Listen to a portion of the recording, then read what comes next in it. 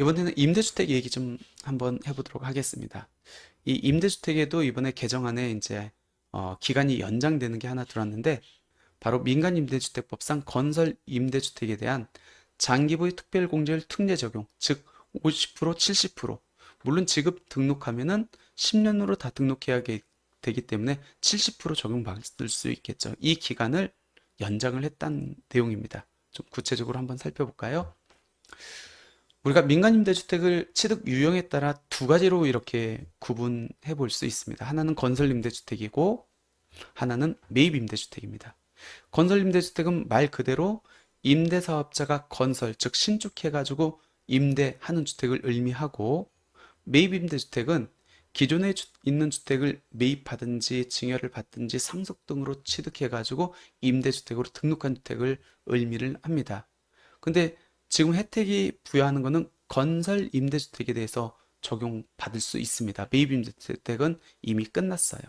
근데 특히 주의하셔야 될 건 뭐냐면, 분명 건설 임대주택은 신축한 주택이라고 했는데 신축한 주택일지라도 소유권 보존 등기 이후에 지방자치단체 임대주택으로 등록하면 이때는 건설 임대주택이 아닌 매입 임대주택으로 보기 때문에 반드시 건설 임대주택으로 인한 세제 혜택을 적용받으려면 소유권 보존 등기 이전에 지방자치단체 등록을 해야만 건설 임대주택으로 등재될 수 있다는 거 꼭 기억하시기 바랍니다. 별거 아닌 것 같지만 세제 혜택을 적용받을 수 있는지 없는지가 달라지기 때문에 반드시 소유권 보존 등기 이전에 등록해야 건설 임대주택으로 등재될 수 있다는 겁니다.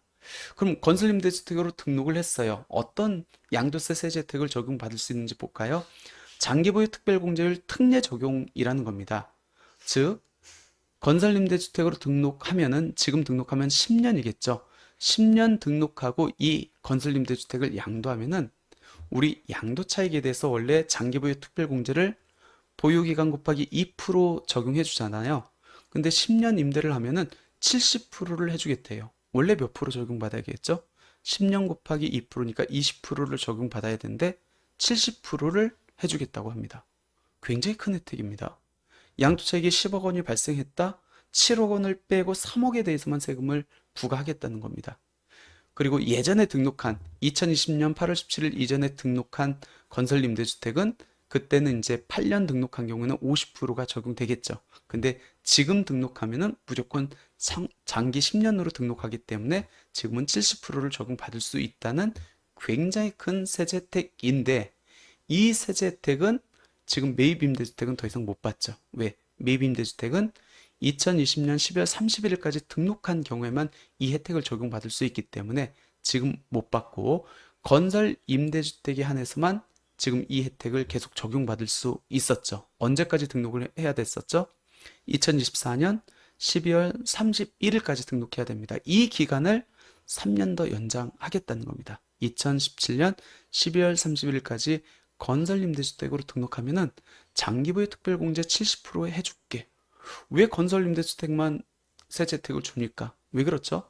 건설경기 활성화 및 임대주택 공급 측면에서 건설임대주택에 한해서 세제 혜택을 부여하고 있다. 그래서 만약 여러분들 중에서 구주택을 갖고 있어요. 근데 멸실하고 신축을 할 생각이다 라고 하면은 이 특례를 잘만 활용하면은, 내가 신축을 해가지고 한 10년 동안 임대할 생각이다 라고 하면은 당연히 건설임대주택으로 등록을 해가지고 나중에 장기보유 특별공제 70% 적용받는 게 굉장히 유리하겠죠. 그래서 신축 목적이 있는 분들이라고 하면은 이 특례를 잘 활용하시면 굉장히 좋을 것 같습니다. 제가 이 장기보유 특별공제 특례 적용을 부를 때 마지막 남은 이제 세제 혜택이라고 하거든요. 절세의 히든카드라고 얘기를 할 만큼 굉장히 큰 혜택 중에 하나다라는 겁니다. 조금 더 구체적으로 한번 들어가 볼게요. 어떤 요건을 갖춰야 이 장기보유 특별공제율 특례 적용을 적용받을 수 있는지. 당연히 건설임대주택으로 등록을 해야 된다. 신축하고 나서 소유권 보존 등기 이전에 임대사업자로 등록해야 된다. 한 채 이상 임대를 하면 되는 거고, 면적은 85제곱미터 이하여야 됩니다. 국민주택 규모 이하여야 되고, 가입 요건도 적용되죠. 임대 개시 당시에 기준시가 6억 원, 비수도권은 3억 원. 이 가입 요건은 임대 개시일 현재를 갖고 판정하기 때문에 내가 임대 개시일 현재만 6억 원 이하면은 그 이후에는 6억 원이 초과되더라도 비수도권은 3억 원 초과되더라도 전혀 문제되지 않는다. 하지만 면적은 일률적으로 취득부터 양도까지 국민주택 규모 이하를 충족해야 된다. 10년 이상 임대를 해야 되는 거고요. 당연히 5% 증액 제한 10년 동안 준수해야 되는 거고 양쪽 다 지방자치단체 및 세무서에 임대주택으로 등록해야 됩니다. 실무적으로 봤었을 때 주택을 신축한다라고 하면은 요즘 거의 대부분 크게 세 가지죠. 다세대, 다가구, 다중 이렇게 짓는 것 같아요. 다세대 같은 경우는 호실별로 이렇게 구분 등기가 돼가지고 등기도 이제 각자 부여되기 때문에 대부분은 건물 면적이 85제곱미터 이하이고 임대 개실 당시 6억 원 이하 요건을 거의 다 충족합니다. 다가구 같은 경우에는 단독주택이 일종이죠. 그러니까 원래는 연면적을 갖고 면적 요건을 충족해야 되는데 세법에서 이상하게 다가구 주택은 세제 혜택을 부여하고 있습니다. 다가구 주택은 단독주택임에도 불구하고 면적과 가액 요건을 각 가구별로 판정할게. 그렇다 보니까 개별주택 공시가격이 6억 원이 넘음에도 불구하고 전체 연면적분의 가구당 연면적, 가구당 가액을 안분을 하면은 거의 대부분 국민주택 규모 이하, 임대 개실 당시 6억 원 이하 요건을 충족합니다. 그러니까 다세대도 그렇고 다가구도 그렇고 건설 임대주택에 대한 장기보유 특별공제 특례 적용 요건을 갖추기 쉽습니다. 근데 문제는 뭐냐면 다중주택이에요. 특히 최근 몇 년 전에 다중주택에 대한 건설 제한이 굉장히 많이 완화가 됐죠. 주차장 면적도 그렇고 굉장히 완화가 됐습니다. 그러다 보니까 요즘에 다중주택을 많이 짓고 있습니다. 수익률 측면에서도 굉장히 좋죠. 근데 다중주택은 건설 임대주택으로 등록한다 할지라도 이 장기보유 특별공제를 특례 적용 요건을 갖추기가 힘듭니다. 왜? 다가구 주택도 단독, 다중주택도 단독이거든요. 근데 다가구 주택은 법에서 아까 면적 요건과 가입 요건을 각 가구당 면적, 가구당 주택 공시가격을 갖고 판정한다고 별도 특례를 부여했는데 다중주택은 그런 특례를 부여하지 않았어요.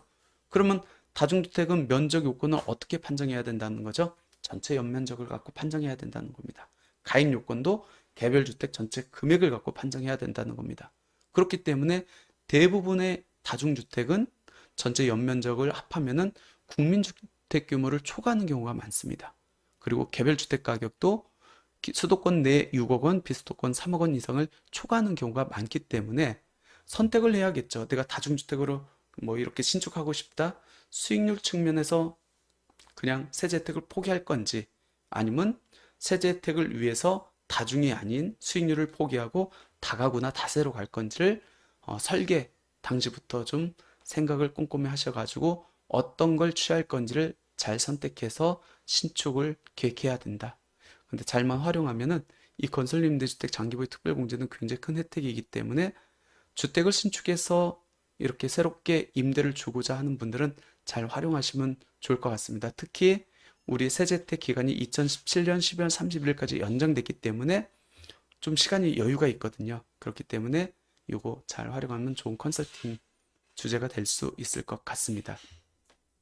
그러면 그런 의문이 들겠네요.